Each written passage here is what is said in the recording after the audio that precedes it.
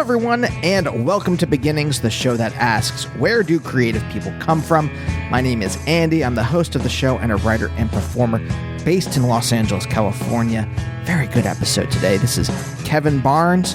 If you don't know who Kevin is, why don't I read you his bio right now? Originally from Ohio, musician Kevin Barnes eventually ended up in Athens, Georgia, where he became part of the Elephant Six Collective, a group that included Apples in Stereo, New True Milk Hotel, Olivia Tremor Control, and many others.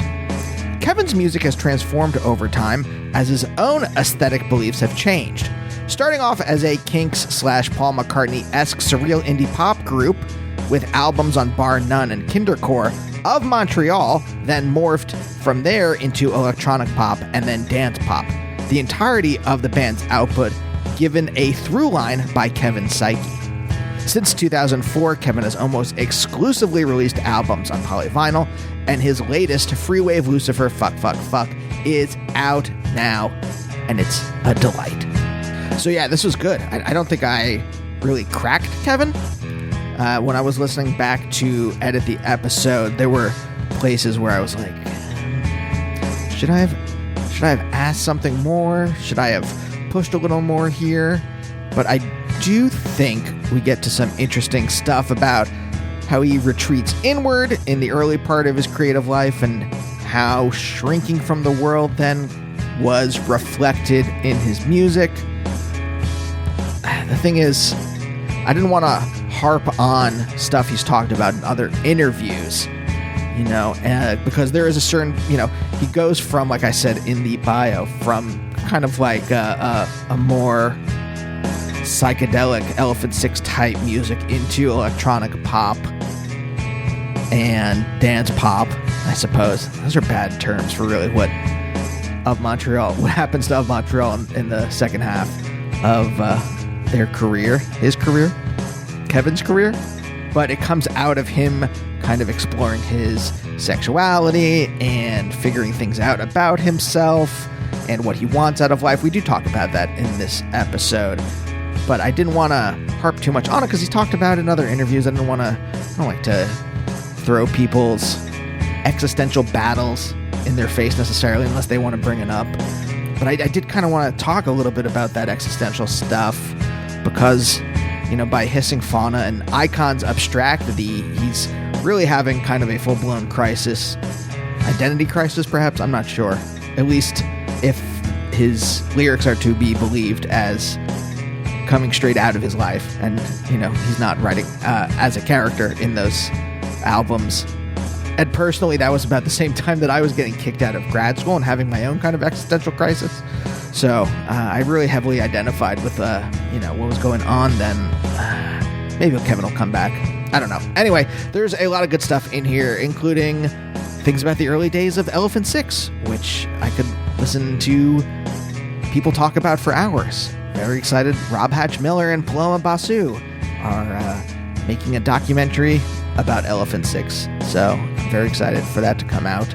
But yeah, so I hope you like this episode. And if you do, why, there are plenty of other episodes of Beginnings to check out. I have been doing this show for 12 years. In fact, if you're here because you like Elephant Six, why, I've talked to Will Cullen Hart himself from Olivia Tremor Control a long time ago. So go check out that episode. I've talked to tons of musicians, from Mitski to Colin Newman from Wire. So, just dig into the back catalog if you are so inclined to. And you know what? If you like what you hear and you want to hear more and on a weekly basis, why not subscribe to the show wherever you get your podcast from? Also, I am on Twitter and Instagram at Andy Beckerman. Got some cool episodes coming up, including Carl Blau, whose work you might know as part of the whole K Records family. Tim McElrath from Rise Against. That was a cool talk. So stay tuned for those. But for now, let's talk to Kevin.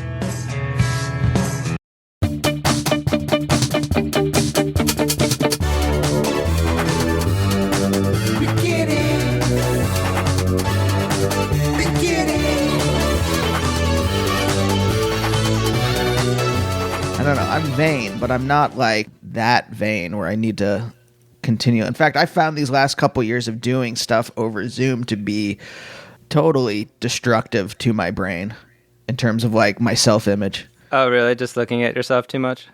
Yeah, and just like, well, I live in Los Angeles, and I don't know if this is the same thing. I don't know if Athens is the same, but there's no seasons here really. So I noticed, and I'm from the East Coast. I'm from Pennsylvania and New York then, and I noticed that in the absence of seasons, to keep track of time passing, what my brain does is focus on all the minuscule changes in my face. And so as middle age sets in and there are all these like changes, it's keeping track of like every single tiny like crow's foot, every tiny wrinkle, every like micrometer that my hairline moves up. And that's how I'm keeping track of time now. And especially in such a image conscious city as Los Angeles is, or at least the industry that I'm in is, I find it to be very, really messing with my head. Yeah, that makes sense. I don't know if you've felt, I mean, does Athens have seasons? I don't really know much about the South. As a Jew, I've tried not to travel below the Mason-Dixon line. Yeah, I mean, Athens definitely has, it's, pretty warm. It's like right now it's like insanely hot. If you like go for a walk, when you come back, you're dripping wet. But yeah, it doesn't really get too crazy cold ever. So it's like pretty nice when it's not summertime, and it's pretty much summertime like 8 months out of the year or something, especially with global warming. It's just getting hotter and hotter. But yeah, I mean, as far as like vanity goes, Athens doesn't seem like too self-conscious in that way. I mean, like the South in general, like people aren't the healthiest in the country in the South. So it seems like it's pretty much like a way more laid back place. Like people aren't like obsessed with like fixing their teeth or things like that. I've never had like serious cosmetic dental work done, or never really felt like super concerned about that kind of stuff here.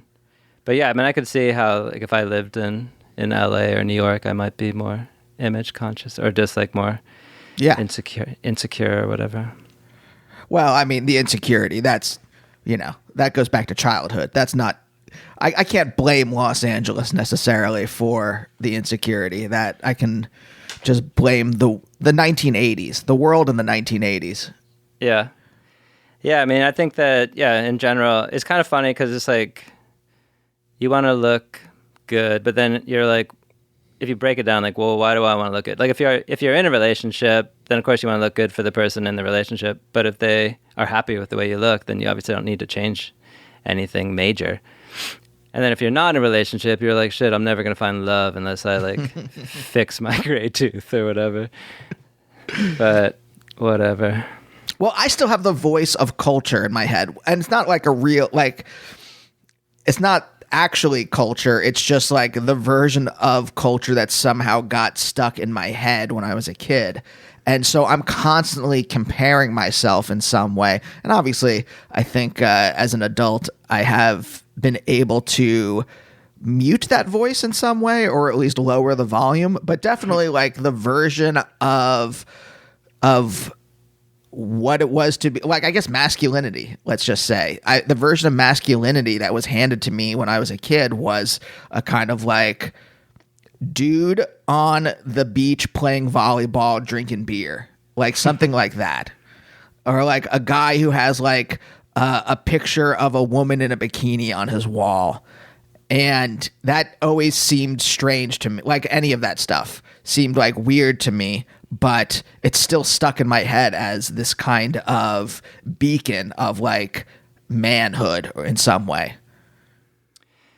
Yeah, I mean, it's funny because there's like gay masculinity and then there's like straight masculinity.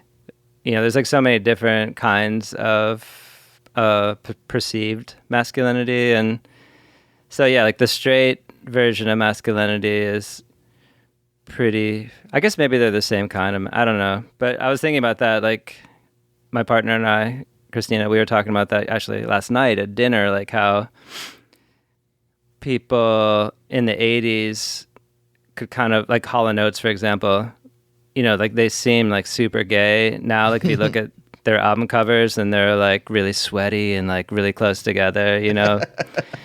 But like that was supposed to be like, you know, more hetero sexy or something, but it just looks super gay sexy or whatever. It's funny, yeah, that how, I don't know, like when you think about people like putting up like girls in bikinis on the wall or whatever, it's like, what are you doing? What is that for?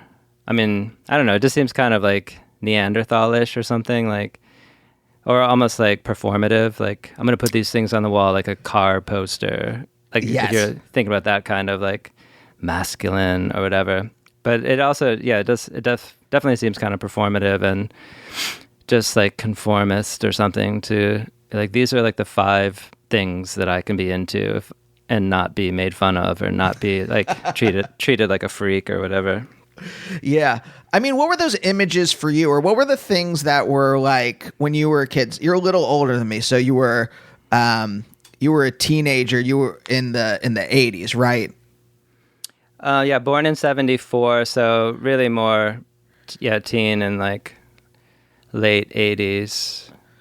Like, what were the images that culture was transmitting to you that you were picking up on and either pushing against or kind of or like having to adapt in the face of?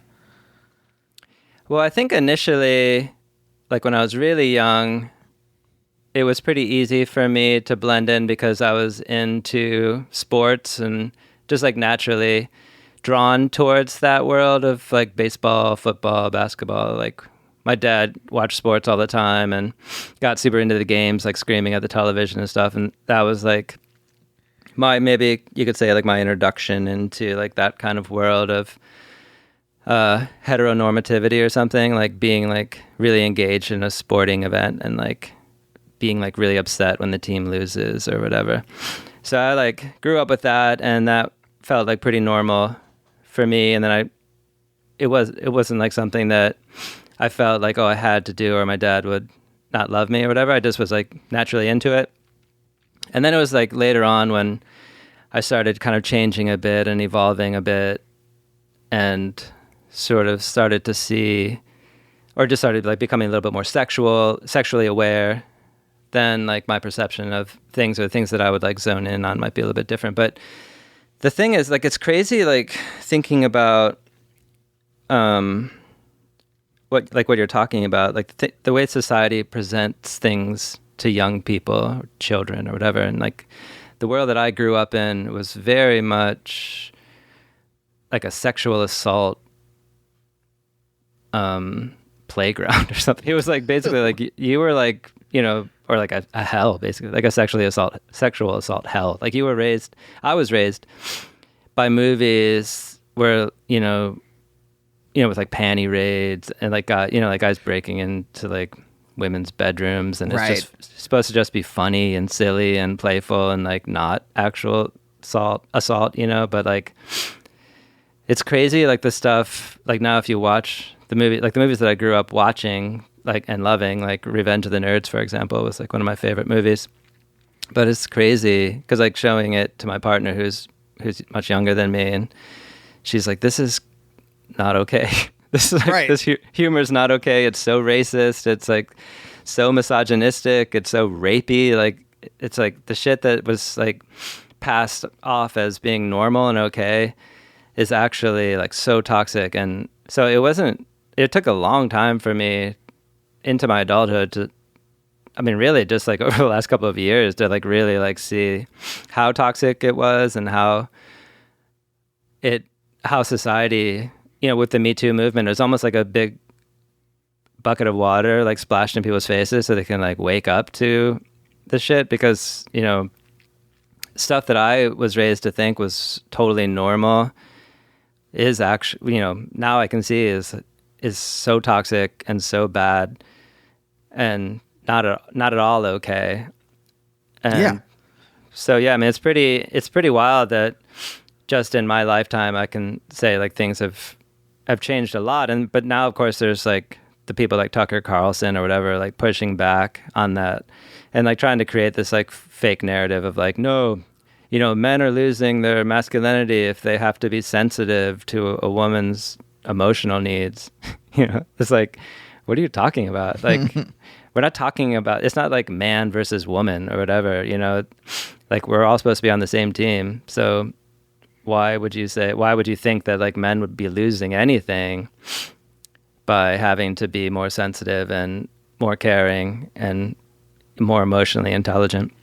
Well, it is in their worldview. Their worldview is this kind of this binary, and there's winners and losers. And if they aren't despite the fact that they have all the rights and all the privileges, the fact that they have to hear people talk about it, that there's some kind of inequality for whatever reason bothers them. I think there's some kind of like Freudian stuff going on where they, like my dad, I'm a vegetarian, and my dad every once in a while will make a comment about it. Not anything like, not pointed necessarily, just like a little comment, not like a little needle, like a tiny little pinprick. And it's enough where I'm like, oh, I think he actually thinks that it is a more ethical stance to be vegetarian, but he doesn't want to do it. And so there's this kind of like conflict that plays out in his head that then kind of like, and that the contradiction comes out as like these little kind of pinpricks, like when he makes these little comments. And I think that's the way it is. Like they know, I think the bastards know on some level that they're wrong and that the way that they think about the world is wrong. And that it comes out like for Tucker Carlson or whatever, comes out in these like insanely like racist, homophobic, transphobic, I mean, every kind of phobic kind of rants. Yeah, totally. And I mean, like the sad thing too is you realize, if you're being generous, you're like, okay, well, Tucker Carlson, like, and anybody that would be influenced by him or agree with him, it's like, this is just a temporary state for these people. I mean, you hope. Like, anybody can change. You could change, like, in the blink of an eye, and, like, see, you have this, like, blast of enlightenment. You're like, wait a second, this is actually fucked. I mean, like, Tucker is obviously, it's a grift for him, like, Sure. This is his way to make a shit ton of money and all that, but people who are just like being normal people and just having normal lives, but also having these really bad takes on things, it's like they just somehow need to have that like blast of enlightenment that will change things for them if they can at least somehow stay open to hearing that. It's like I do feel that way about humans, that it's like pretty childish to think of people as good or evil, and with most people, with a lot of people, like they'll be like, oh, they're racist. Well, like for example, like my grandpa, like I heard him say the N-word before, but then he would also talk to black people in a friendly, nice way. Like it was like Sure. this like weird. It was like he was raised in like rural Ohio, in during the Great Depression. He was like so poor, and like so like he was a part of that America and had his like perception of things that are were colored by that experience. And so it's like pretty wild, like even like with racism and things like that people can say like super racist things, but it doesn't necessarily mean that they're gonna like join a lynch mob and kill somebody. Like, yeah, so I don't know. I don't even know what I'm talking about, actually. Well, I mean, the thing that I think about with a lot of the like the far right, or just the right period, is that they're terrified of change. Like the something that you said, the blast of enlightenment that can change them, right? They're terrified of that. They're terrified of, and I kind of understand it in that like when I started therapy, and this was like about 8 or 9 years ago, I was scared of whoever the person I would become on the other end of the process. And I was scared. And there was also this mourning, this kind of like mourning involved in mourning the person that I had been. And so I think those things combine in a lot of people where they're scared of like the fact that they could change. And I'm wondering, for you as someone who's both like creatively and kind of personally changed over the years, or if not changed, maybe like discovered who you were as a person, were you terrified of change before? No, I think quite the opposite. I think I've always wanted change because I've always felt pretty restless and easily bored, and I've never really clung to a personality or an identity. And so I think that, maybe that's like the difference. Like some people really don't want to change. They don't want to change because it will sort of rock their foundation, and they'll just they fear that they won't even know themselves anymore. And like, it's funny because like if you game that out to the end, like, so what are you afraid of actually, like becoming, somebody that doesn't have a house anymore and it has to live in a tent city because you've opened your mind up, like nothing's really going to change. Like, I don't know. It's like, it's hard. I mean, I understand the drive behind it, wanting to keep things consistent, predictable, and non-challenging if you're that kind of person. And you're just like, I want everything, like, it's very OCD in a way. Like, I want every day to be exactly the same. I want to be the same person tomorrow that I am today because that feels comfortable. Yeah. Yeah, I think people are either acculturated to in America, or there's something about, and maybe it's not just America, maybe it's just the 20th to the 21st century, but like gray areas really freak people out. And if they don't have like a solid grasp, even if it's like a false narrative, but if it's a false narrative that kind of gives them a sense of solidity, then they'll cling to it. And then anything that like kind of is gray or amorphous or inchoate or something, it really frightens them. And when you were younger, did you think you had like a solid sense of self? Like, do you think you like were?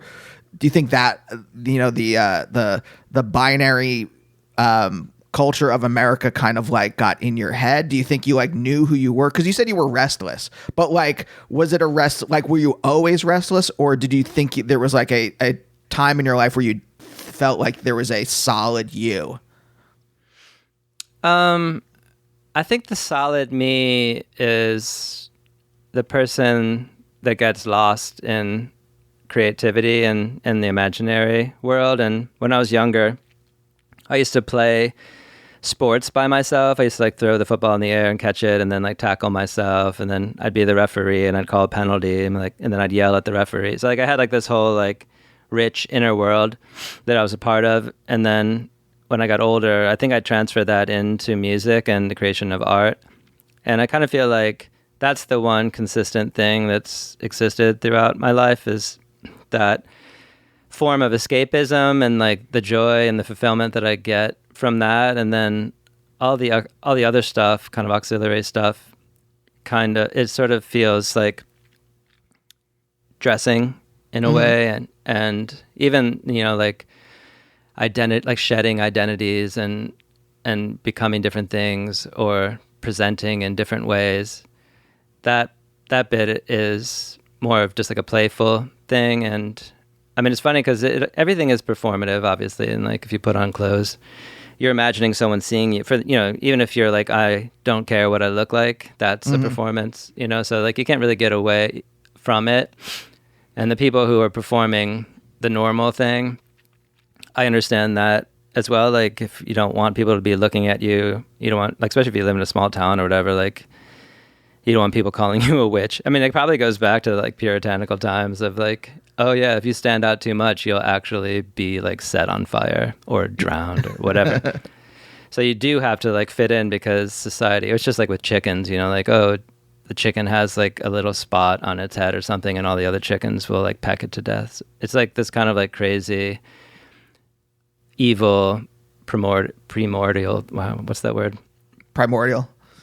Yeah. Thing. So like it's kind of we all have that fear of getting like pecked to death or stoned to death or whatever it might be. So I think that stuff like trails you through your life, but if you're smart or fortunate enough to like be able to uproot, and if you live in a place that's too small for you and too boring and stupid, then you kind of do have to move to a more multicultural, more open-minded place. Yeah. But yeah, I mean, there was a period in my high school life where I sort of started looking around and like seeing the people and the way people interacted, and like how it just felt like this weird charade that wasn't for me, and it was just kind of boring. And at that time period of late 80s, early 90s, where I was, it wasn't in any way LGBTQ friendly or, anything friendly that wasn't just like straight up heteronormative. Mm-hmm. So I feel like in a way I went into my head and just sort of internalized my life and just sort of felt like, okay, there's me and then there's the world. And those people, I can't really do anything about them, but I know they're boring and I don't even need to think about them as real people. I mean, could you articulate that to yourself then, or did you just kind of withdraw? Definitely I just became more withdrawn, and I think that I was looking for a community that I could be a part of, but I never really found it because, not being, or just being like you said, like being in the gray area about everything, like it hadn't become as nuanced as it is now. And it kind of just seemed like either there was like, you're totally gay or totally straight and that's it. Right. So finding a place, I kind of just had to find that place inside of me and not find it on the outside. And so I think that's probably also the reason why I spend so much time in my imaginary world, or always have spent so much time in my imaginary worlds, because like, I'm not going to find that in like, the quote unquote real world that is like only going to exist inside my head. Mm-hmm.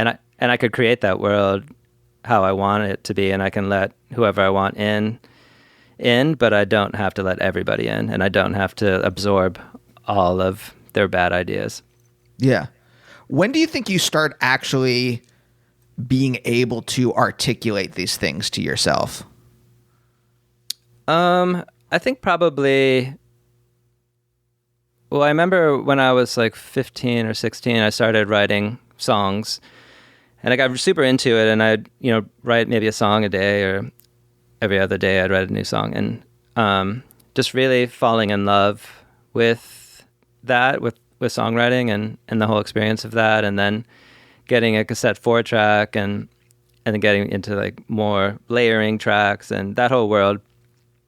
And so I think that, everything kind of coincided with that, where it's just like, well, I don't need to even like try to like be cool or whatever, like in high school, to have more friends or more lovers or whatever. Just, I'm going to escape into the world of books and film and music. And maybe it would have been different if I was raised in like Manhattan or something instead of West Palm Beach, Florida. But I don't know. I mean, I guess it was probably around that time where I became more sensitive to that, but also like not having access to a world that fit in with what I wanted to see.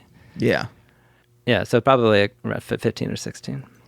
It's funny because, there aren't a lot of musicians that I think of where I think of that, like, you're really kind of transforming whatever your internal struggle is into high art in some way, right? Where I can at least tell a narrative about your life by listening to your music. I've been listening to Montreal since 1998 or 9, somewhere around there. Yeah, that's like almost basically when it started. Yeah.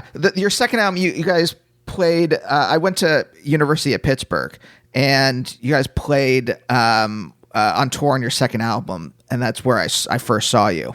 Oh, wow. That's crazy. Do you remember the name of the place? The Millvale Industrial Theater. I do. Okay, yeah. I totally remember that, actually. And in fact, like I think the Coquelicot tour, my old band opened for you in Pittsburgh. Oh, nice. Yeah, there's probably like 3 people in the audience. No, it was big. Like I think maybe was the one after that. I can't remember exactly, but it'd have to have been like 2001. So I think it was Coquelicot. But like. It's interesting to watch a human being or to tell a narrative about another human being almost solely through their art and kind of be able to like track the changes in their life through their art. And I'm wondering if like when like in this kind of like retreat into songwriting early on, if you start to like wrap your identity in some way into the music. I know that's a very vague question, and I'm kind of like just figuring out how to even articulate it as I'm asking it. So I know that's vague, but does that make any sense at all? No, I think it does. I think that, well, I kind of went through different phases as far as how much confessing I wanted to do and how much escaping into a fantastical reality I wanted to do. So I think that the first record, Cherry Peel, and all the stuff before Cherry Peel was very autobiographical and more confessional. And then I got some bad reviews and I started feeling really insecure about sharing things. And so then around like pretty soon after Cherry Peel, like all the next couple records, maybe the next 4 records were all very much just sort of like, okay, well, I'm going to reject the real world and I'm only going to live in this kind of Edward Gorey, Roald Dahl world where things are like just feeling more magical and like a safer space for me to exist. Because, you know, it's basically like if you went to see a therapist and they mocked you or something. Oh, you know? God. So it's like that kind of feeling after I put out the first record, like, So I definitely withdrew a lot. And so I think the first maybe like, or like second, third, fourth, fifth record or something, we're all very much like, I don't want to like share too much of my real life with the world because they just rip it into shreds. But then I started becoming more confident and feeling like, okay, I can share things now after that. Yeah. Do you think that confidence was then what has given you a kind of foundation to then figure out the other parts of your life and the other parts of your identity? And I'm using parts, maybe that's the wrong word, but yourself, the capital Y, yourself. I think that, well, for sure, I think that on some level, I started living a life that would be a life that I could write about, if that makes sense. So, yeah, you know, for sure. And it was around that time, probably that would be like maybe around Hissing Fauna and Skeletal Lamping and False Priests. Like that time period was really, I mean, it's probably, I won't really be able to understand it completely until I'm like 80 years old and looking back on it, but that time period was definitely the most kind of a lot of exploring and a lot of misadventures and a lot of missteps, a lot of pain and kind of, but that's how it was messy. It was a messy time. Yeah. But I wanted it to be messy in a way because if it's not messy, then there's nothing to write about. So I think that style of living appealed to me because I wanted to feel like I was doing something. I wanted every day to feel different from the one before. And I wanted, I became more sexually awake because I feel like for some reason, like all through my teens and my 20s, I was very nervous about having a relationship and like only wanting to, I was like, basically like, I only want to have a relationship if it's like for real, like the real thing. I can't just be with someone just to be with someone. It's got to be true love. Mm-hmm. So, but I couldn't just I couldn't like casually date people either, because I was in a way like sort of misanthropic, and I wasn't very kind as far as like, or I just couldn't like see people as extremely special. I would just sort of see, oh, this person's so boring, or this they have nothing to offer. They're not smart, blah, blah, blah. So I was very critical of people, and also like very insecure myself. And so I think that, yeah, once I became, or yeah, I guess that whole period, when I look back on it, I think of it as me being kind of just a little snot about people, and not being able to see them for the magical beings that they are. Do you think that was in any way, like, were you responding to anything? Was that like, were you watching like your parents' relationship, and so that you like modeled yourself after them? Was there something in culture, like what was going on where you were like in that mode of like, I can only be in a relationship as true love, people are boring, like, what led to you being like that, I guess? I wonder. I mean, in a lot of ways, it's kind of like, what did I expect, or why did I have such high expectations? Because it's not, I mean, my parents, they never got divorced, but they weren't just like extremely happy all the time. Like there was a lot of tension in their relationship, and a lot of, kind of unhappiness in their relationship, or just like normal. It's just a normal relationship. Like if you're committed to being with someone until you die, it's, not everyone is lucky enough to just like live blissfully with their partner all the time. So I'm not like being like judgmental or critical of their relationship, but it definitely wasn't the kind of thing like, oh, I just want to have what my parents have. If anything, it was like, I don't want to have what my parents have. I want to have like something that feels like really exciting, and I want fireworks, the whole thing. Yeah. So yeah, I think that, and then also like being in a place that I found uninspiring, living in the suburbs, or just, living in South Florida, didn't feel very inspiring to me. And so losing myself in movies was really helpful on some level, but then also I think it created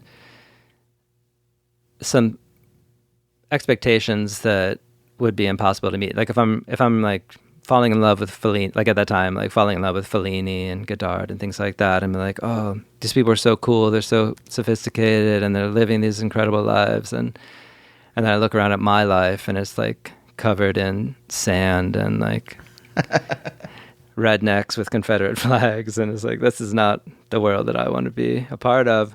I think that maybe that led to a bit of misanthropy in my mind, of like, God, these people suck, America sucks. I want my world to be cooler, but then it's not like I saved up money and moved to Paris or anything like that. So it was kind of like I was accepting the fact that there's only so much I could do, but also not really being super proactive about making my world as exciting as I want it to be, at least in the physical world. So I invested more in the imaginary world, I guess. Yeah.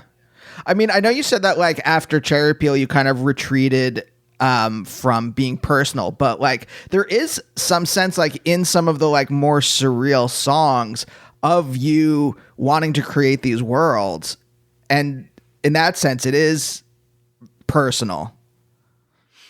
Yeah, I think that, I mean, definitely if I were to look back on the song, on the records, there's definitely a loneliness that comes out in a lot of the songs, this sort of depression and this feeling of dissatisfaction.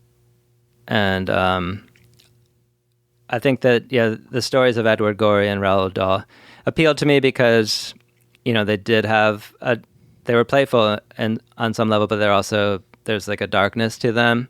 Right. There's always a twist at the end or whatever, like, and so I think that appealed to me, but I never really I never got into like goth or like, like sure, over the top or like, extreme depression or, just like reveling in the depression or the suicidal feelings or whatever. Just always wanted to sort of transcend that by creating a more positive world, even if it was filled with sadness on every side. But it was like still like colorfully sad or whatever. Right. How did your parents end up in Florida? Because you said your grandfather is from Ohio. Yeah, both my parents are from Ohio, and I was actually born in Ohio, outside of Cleveland, and we lived there until I was maybe 10 or something, and then we moved to a suburb of Detroit, lived there until I was 15, and then moved to a suburb of West Palm Beach, and I lived there until I was like maybe 18, and I kept basically trying to move from my parents' house. So I would save up money. I was a busboy at this seaside restaurant, and I would save up money and try to move somewhere.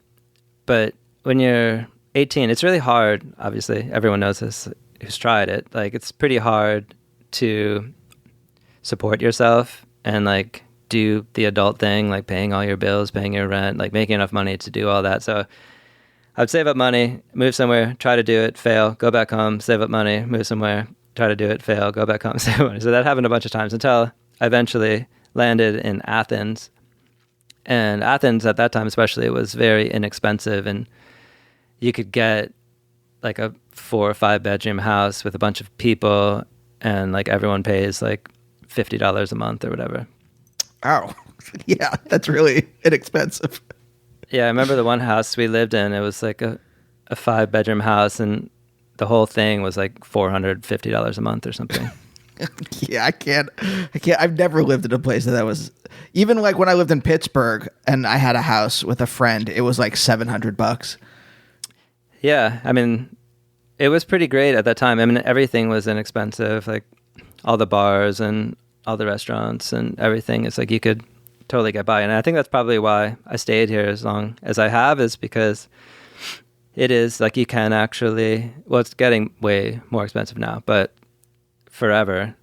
Like it was like a place where as a musician, you know, as an aspiring touring artist or whatever, like you could work at a restaurant or a video store like I did forever, or, you know, whatever it is, telemarketing, whatever. Like you didn't have to like necessarily get like the kind of job that would lock you into this other lifestyle that you couldn't escape from. And so you could still pursue your dreams. And so that's definitely, the thing that appealed to me. And then seeing all these other people, like when I moved to Athens, and like all the people in the Elephant Six scene that also were kind of converging in Athens at the same time, and like meeting all of them. And so that period, like 96, 97, 98, 99, 2000, like in that area, that was the heyday of like having a community, a musical artistic community that I was a part of. And for the first time in my life, like feeling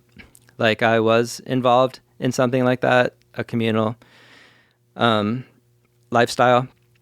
And like everybody, like we'd have all these potlucks every weekend, and everybody would like share records with each other and play on each other's records and help each other out. Like I had no idea before I moved to Athens how to like do anything, like book my own tour, or how to like really like make a record, how to like manufacture your own records. Like the Elephant Six guys were a little bit older than me and better at that kind of stuff. And they had actually, I was like so knocked out because every time I made a tape for anybody, it was just me like dumping it down on this, 2 cassette deck. Yep. Yeah. I remember those. So I would just like do those one at a time and just like make, handmade album covers and just give them to like the 5 people that would want to hear my music or whatever. But so like meeting those guys and like, they actually manufactured vinyl. They manufactured 7 inches, manufactured cassettes, and like kind of like mass produced, not on like a huge level, but like in like the dozens or hundreds or whatever. And and they had a booking agent, I think. And so all that stuff was like, wow, that's like, because I never imagined that I could actually do it beyond just making cassette, 4-track cassette albums and just handing them to people and maybe playing local shows or whatever, but I never imagined, like, I didn't even know how to begin to like actually make it a little bit bigger and like actually play shows outside of Athens. And Yeah. so that was great. That was like a great education for me. I mean, did you have an ambition at all? Like when you said that you would move away from home, try to make it work, fail, and move back. When you say try to make it work, do you mean like playing music, or do you mean like just being an adult out on your own? Yeah, I mean, it's weird looking back on it now. Now it doesn't seem like I had much of a plan. I would just kind of go to these places. So I had this friend at the time that was a songwriting partner of mine, and we would do things together, and we mostly wrote together, and we tried to have a band together, but we never were able to find other musicians to play with us. So it was just the two of us forever, and he and I had a kind of not super healthy relationship, I think, and so that added to it. It was a weird relationship because I really looked up to him, and I think he kind of used that against me in a way, either intentionally or unintentionally, but it was kind of it was like kind of a toxic relationship. But I would like we would like try together to like move to these places. So we didn't even move. Like we would like drive to Seattle, and he supposedly had a cousin or something that we could stay with. And then we get there and the cousin would be like, no, you can't stay with me. And then we spent like 2 nights in a hotel, kind of like half-heartedly trying to find a place to live, not being able to find it, and then driving back home. That was like, 8 days of driving. So that was like insane. And then like, okay, shit, then like save up money. And then we're like, well, maybe we could try Providence, Rhode Island for some reason. We tried that. And then maybe we could try Minneapolis and tried that. And so it's just like, but it just was like an idiotic thing to do because we never really had like a really strong plan. And so of course it would fall apart instantly. And so eventually after like the 4th one of those moves, I was like, fuck this. This person, he might be a cool person, a fine person, whatever, but like I need to do it by myself because it's the only way that I can really like make a plan and have any kind of control over my life and like how I want to go about doing things. Mm-hmm. So that's when I moved to Athens for real and like moved into the house with the Elephant Six guys.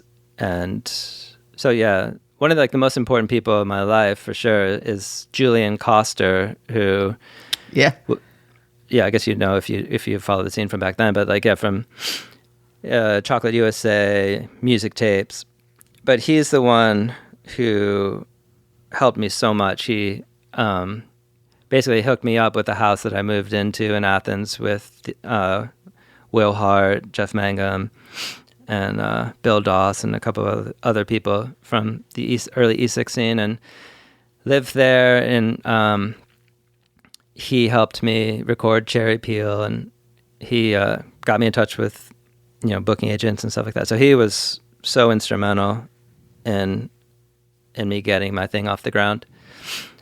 And how did you meet him? Was it just random?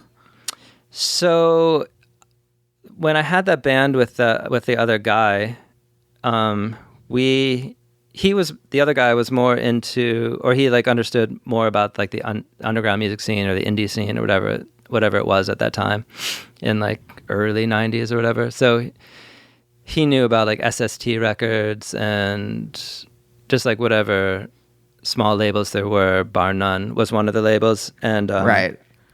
So we had a list we got like 10 addresses or whatever, and we sent our demo to all the different places, all the different labels, all the indie labels, and nobody wrote back except for Bar None. And they're like, hey, this is pretty cool. I'd like to hear more or whatever. And they're like, if you're interested, we have another artist named Julian Coster, and he also lives in Florida because he was living, I think, outside of Tampa at that time. So he gave me Julian's number. The guy at Bar None gave me Julian's number, and so I called Julian, and we talked for hours, and it was just like, wow, this guy's amazing, and he knows so much stuff, and we have so much in common, and he's so supportive, and yeah, he just like, kind of like instantly had like a friend crush Julian, and so I guess from there, once I sort of like decided to do it on my own, I made my own cassette demo and sent it to Bar None, not even telling them who I was, or I can't remember, or maybe I did tell them who I was, but like, if like, hey, you remember the guy that sent you the tape before, or whatever. This is like my new project, and I sent him a photo of me and two of my friends, and said that this is my new band, but in reality it was just me.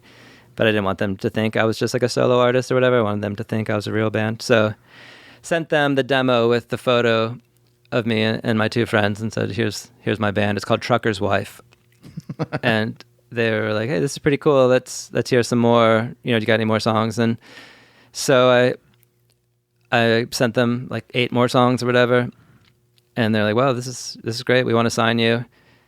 And it's funny, I really lucked out. I remember one of the guys from Bar None saying that like, yeah, my girlfriend, she likes to listen to your music.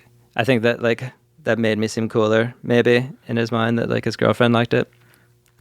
But somehow, yeah, it happened. And so Bar None agreed to put out 3 records. It was a 3-record deal. And I was like, holy shit. I think I was 22, maybe 23.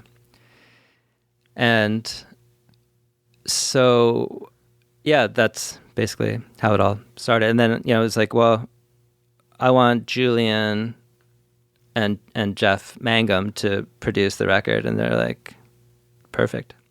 Let's do it.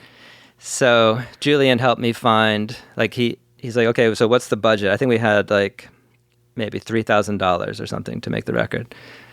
And Julian was very smart and really cool and to give me the advice, like, okay, well, instead of going into a studio and spending that money, like, buy a tape machine, buy recording equipment, so then you'll have it, forever, and you can always make your own records, and you never need to rely on a label to give you money to do it. So that really changed everything for me, to like see like, okay, you don't ever have to go into an expensive recording studio. You don't ever have to hire somebody else to do it for you. You just get an SM57 or whatever. And the one that we had was this Tascam 8-track, 1/4-inch 8-track that had a little mixing console that was connected to the tape machine. So it was just perfect, this like perfect little portable thing that I fell in love with and recorded like a zillion songs on. And so Julian helped produce a bunch of the songs and taught me how to use different microphones in different creative ways. And that whole scene at that time was very experimental as far as like, wanting to get different kinds of sounds. Is like very like Sgt. Pepper's, era Beatles of like, okay, you're going to play a guitar, but it shouldn't sound like a guitar. It should sound like something else, So like always trying to figure out creative ways to use, the handful of super cheap instruments that were around the house.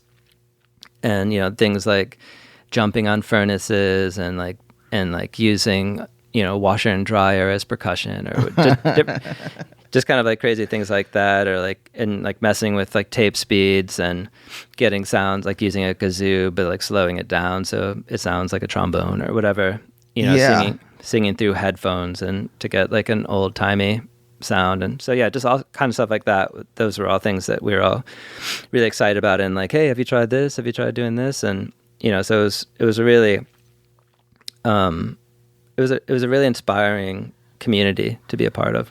Yeah. This happened so early in your life, right? You're 22. Like, did you have like a specific ambition? Like, was there someone you wanted to be?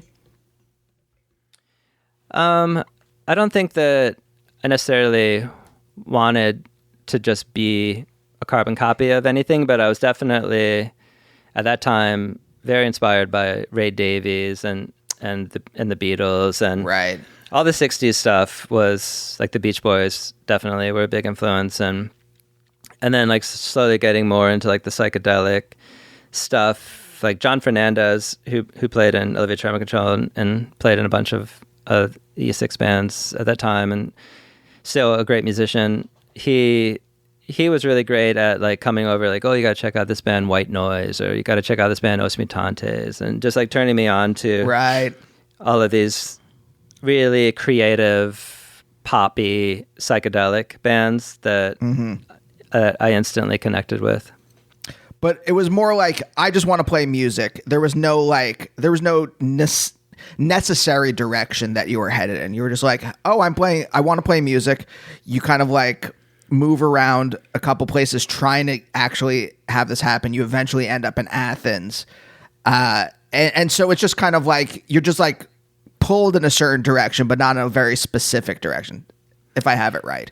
Yeah, it's mainly just like a DIY direction. Like, you should basically find your own path that you want to follow, and you're gonna have to do most of the heavy lifting yourself. But that's fine, because that's like where the fulfillment comes. So I think that that's basically the energy. It was that it wasn't really like, because this is also before Nutrimilk or Tau and Olivia Tremor Control started becoming more successful. So it was all just like us just doing it for fun, for each other, for ourselves, in our small little community. Yeah. When you were younger, did you have an ambition that was non-musical? Like, was there something you wanted to be other than a musician? I kind of transitioned from sports to music. So like when I was really young, I really wanted to be a professional baseball player, professional football player, professional basketball player. But I was never very great. I wasn't great at it. And I had a lot of heart and a lot of energy, but I was never like the best player on the team. It wasn't like, oh yeah, I have this natural gift that it's going to mean something. So that and skateboarding, I really love skateboarding, and I would have loved to have been great at that, but I also wasn't great at that. And music was like the one thing that I felt like, okay, this is like my niche or whatever, that like I can do this in a way that other people don't. Like it's not necessarily better than other people, but it's just with music and with art in general, like the only thing that you can really hope for is that you have your own identity. Yeah. And that like the thing that you do can stand out, like the way you sing or the way you write or the way you play an instrument. Like if it stands out on any level, then, okay, then maybe you can do something with it. But it's not like with sports. It's like you can't hit a free throw or you can't jump high enough or whatever. It's like there's nothing you can do. You can't get better at that or whatever. Like it's just not going to happen. So I think, for some reason with music, it was like, okay, this is something that I can do. And I remember my dad asking me, like, so like when I was younger, like, do you think, like, you used to be like so into sports and now you don't care about sports. Do you think with music that you'll also reach a point where you don't care about music? And I was, because he was like afraid that I was like, putting all my eggs in one basket or whatever. And I was like, no. And also like, who cares? Like, I'm just going to like ride this wave until it crashes. And when it crashes, I'll figure something else out. Yeah. So early on, you were searching for a place where you could be, again, the capital Y yourself. I think on some level, but also, like, especially early on in like the Athens scene or whatever, and like the Elephant Six scene, I wanted to be myself, but I also wanted to be a part of that clan or whatever. Uh-huh. And I remember like asking Will Hart, like, hey, can I put the Elephant Six logo on my record? It was important to me, to feel like I had their stamp of approval. Like I really looked up to them, and it was really important to me to feel like I was a part of that scene, and that they respected me enough to like say I could be a part of the group or whatever, the family. Yeah.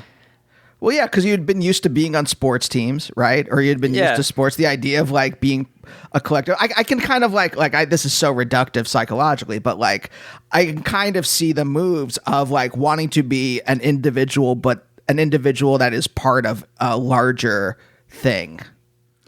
Yeah, definitely. It feels, like you're protected in a way, like you have your tribe or whatever. You're not alone.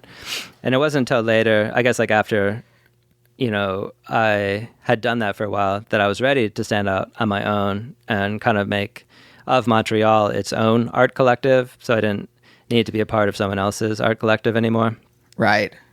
Right. So we're right at the end of the show. I'm just curious, why did your family move from outside of Cleveland to Detroit and then eventually down to Florida? It was always work related. My dad always either lost his job or the company moved him to a different place. So yeah, it was always basically like following that, like whatever my dad needed to go for work, we would go. Uh-huh. What was his job? Did he have like a consistent one, or was it just like, oh, wherever I can find work? No, he was a CPA, and then he did some other like tax law stuff after that. So it was always just, I mean, it's funny because people are like, oh, were you an army brat or something? I guess people don't really move around that much, but no, he was an accountant. And for some reason, because he would have been happy to stay at the same job. He is like one of those kinds of people that's like, he doesn't ever complain, and it's just like, okay, this is my job. I'm like raising this family, and I'm just going to do this thing, and I can stay in the same place until I die or whatever, it'd be fine. So he didn't really want to move the family. It just happened to work out that way, where it's like, okay, this is what we have to do. Interesting. It's funny because I had drawn this narrative about you in my head as someone who grew up in the South, but really you grew up mostly in the North Midwest kind of area. Yeah, I mean, I guess the formative years, maybe like up till 15. I think we moved down south when I was 15. So I definitely identified as a Yankee or whatever. It wasn't like when going down to Florida. I mean, Florida is the South, but not, it's kind of its own weird place. Mm-hmm. But definitely like seeing Confederate flags on pickup trucks was jarring. But then also like being on the coast, there's like a lot of surfing and boogie boarding and like just hanging out on the beach and stuff like that. So that was pretty exotic for me because, yeah, being in the Midwest, skateboarding was like the cool thing that like the punks did or whatever. Right. But there wasn't really any kind of skate scene at that time where we moved. So it was like if you wanted to do anything like that, it'd be surfing. But surfing is such a different thing from skate, or like, I guess like the original skaters and the original surfers were like kind of sort of similar energy, but at that time it kind of seemed like very different kinds of people, like the skaters and the surfers, because the surfers were like cool, whereas like the skaters were more of the misfits or whatever. So I definitely identified more with the misfits than like the cool guys or whatever. So, but yeah, so like it was definitely a culture shock to go from the Midwest down to South Florida. Yeah. Pretty extreme. But the one good thing that came out of it was my brother and I, David, my brother's 3 years younger than me. And when we lived in the Midwest, like in Michigan before we moved down to South Florida, we hadn't really developed much of a relationship. I kind of just like picked on him a lot, and I was sort of a bully. And then when we went down to South Florida, because we didn't know anybody else, we didn't have any other friends, we started becoming closer. So I think in that way, it was really helpful for us to kind of bond. Because one of our sisters had already gone to college. The other sister was like about to go to college, or maybe she already was in college as well. So it was just the two of us in the house. So I think that helped a lot for us to sort of bond. And, we have a great relationship, and we've done so much collaborating over the years. So I'm really happy that came out of it. Yeah. Final question. You kind of painted your household as just like a very like, I'm putting these words in your mouth, so you can tell me if I'm wrong, but just like kind of like very middle class, kind of like regular old 20th century household. Was there anything exciting growing up in your house? Were there creative projects that your parents introduced you to? Did you do anything creative with them at all? No, I think that they were very supportive on some levels, and like like my mom bought me my first guitar, and my parents bought me a drum set, and like they were very supportive in that way. When I was younger, and they saw that like, this is something that Kevin's into, and so we want to encourage him to do it. I mean, they definitely thought of it as like a pipe dream that like, yeah, you'll never nobody gets to like make money doing music. Like that's not a thing. So you should definitely be doing something else, and like just think of this as a hobby. Like you shouldn't really be like investing too much time and energy into this. But they were supportive in other ways, and like they would let my band rehearse in the basement or whatever, like my first few bands or whatever, and they would go to our concerts and stuff early on. And so it wasn't really that they were artists at all, but they at least didn't like actively try to stop me from doing it. That's good. Yeah, and also, like as we became more successful, I think that they were really, really excited for me, and they'd always come to the shows every time we came through town, and my grandparents would come to the shows and stuff. So the family has always been like very supportive in that way. But it's funny, it's like because my mom and dad aren't artists themselves. Uh-huh. So to have my brother and I, who are, it's like pretty cool and interesting, and just kind of goes to show that like, yeah, it doesn't really matter what your parents are. Like you could have these like, I mean, it might be better actually to have parents that aren't artists, that you don't have to live in the shadow of them at all. And like, you can totally create your own identity that has nothing to do with your parents. Right. Right. Were they ever vocal about how they felt about your music emotionally? Like, have they ever said like, I'm proud of you or anything like that? Yeah, definitely. I mean, it's funny because they were always very proud of me, but my mom passed away last year, but she was always like very, very supportive. But then she was Catholic and definitely more of a conformist, or just a little bit more insecure about stuff. And so like Satanic Panic in the Attic bothered her. She's like, oh, sure. Or if I, said like fuck in a song, like that would bother her. So she was like pretty funny about like, oh, Kevin, why would you do that? Like feeling like really disappointed. But then she would like forget about it. And like, so she could see me like dancing around in drag on stage and love it, and not feel ashamed or like embarrassed or whatever, and just be like really happy. And she always loved like hanging out with fans after the shows and stuff, and like meeting people and be like, that was my son, my sons are up there, so she was really proud in that way. But she didn't like it when I would cuss or like say sexual things. Sure. So, okay. So even if you kind of grew up in like maybe a like very stereotypical kind of household, there was still like, it was somewhat emotionally open. So you did have like a foundation where you could kind of like understand your emotions. It definitely wasn't a deeply oppressive environment, but it definitely also wasn't extremely open. So there's like one homosexual uncle that no one in the family, it was kind of like the elephant in the room. Nobody would ever say like, oh yeah, Uncle Larry's gay. It's like, yeah, he lives with his partner, or no, they wouldn't say his partner. He has a roommate, like that kind of thing. Sure. So it's like is very like strange in that way, that like saying, if somebody was gay or whatever, it wasn't like, you wouldn't celebrate it in that environment. It was very much just kind of like, oh yeah, you just kind of keep it under your hat or something. And like, they're not going to shun you or disown you, but they don't really want to know about it because it's just weird and it makes them uncomfortable or whatever. So that was definitely the vibe that I grew up in. And also like a very anti-therapy vibe. Like you mentioned earlier, like you went on therapy a while ago and you're afraid of the changes or whatever. But like my family, I remember when I was like 17 or something, I was having anxiety attacks and depression, and I really wanted to see a therapist, and they wouldn't let me.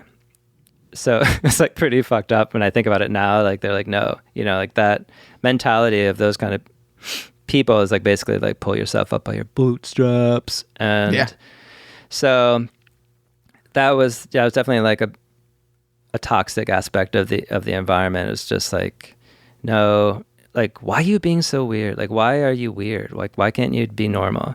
So I definitely had a bit of that, but my dad was always, has always been like more of a nonconformist. And I think, some of the stuff, even though he's like a CPA, which is like people think of as like a boring person, but actually most accountants are actually really funny and cool. I don't know why they have such a bad rep, but yeah. So he loved Elvis and he loved Aerosmith and things like that. So I don't think he wasn't as like uptight in that way, and he was more just like, fuck, I don't care. Like he wasn't insecure at all about anything. So I think his energy was helpful on some levels too, even though like we never like we don't really talk about things, real things. Like no one's really gonna be like, I'm having a hard time with my mind, or like, you know, like you're not gonna talk about mental issues. You're not gonna talk about sexual issues. Like Right. everything has to be just sort of this one-dimensional thing. There's like everyone just has to kind of keep the peace in a way. So I wasn't like that at all. I was like rattling the cage constantly. So I think that I probably was a little bit more problematic for them as a child, and like because my two sisters were a little bit more straight-laced. I mean, they're great people, but they definitely weren't trying to rock the boat at all. And so I think that, yeah, having me was probably like, whoa, what the hell? What's the deal with this child? And David was really fortunate to have me, you know, just like blowing everything up around him. So like he could actually like, he had a lot more privacy than I had. My parents were like way into my stuff because they wanted to make sure I wasn't going to become like a crazy drug addict criminal or whatever. So I was constantly getting grounded and stuff, but David was left alone. Interesting. Okay, here's the real last question. Out of all of this then, or coming out of all of this then, how did you have the confidence to kind of be honest in that first album and like sing about your emotions, and even like some of the recordings before the first album, right? You're kind of being honest about your emotions. How did you have the courage to do that? Was it just that I can do this in song, or this is what I'm supposed to do in song, or was there something else going on that gave you that ability? Yeah, I guess it was just this sort of organic thing inside of me. You know, it wasn't something I really tried to cultivate at all. It just organically happened. And I probably, like thinking back on it now, like I would have done it differently if I could have done it differently. Like I would have been cooler, much cooler than I actually was. But there's nothing I could do. Like I just had to be the dweeb that I was. But yeah, so I think just that, you know, like I remember like people being kind of surprised. Some of the people that had like met me and knew me a bit before they heard the songs, like, wow, definitely did not expect you to like be this vulnerable in your songs and to have this person coming out in the music, because this doesn't seem like you at all. So I think, yeah, maybe it's hard to know like how others see you or how you see yourself is constantly changing. But the music, that's kind of what's special about it, especially if it's not, if you're not trying to be something else, if you don't have this like archetype in your mind that you're chasing or whatever, if you're just trying to be real, then it's going to be something special, and it's going to be something that is a bit unexpected. Kevin, I could keep asking questions for another hour or so, but thank you so much for joining me. Yeah, my pleasure. This is fun. And we'll see you next time. Bye. Bye, oh, bye, oh, bye, oh, bye, oh, bye, oh, bye, oh, bye.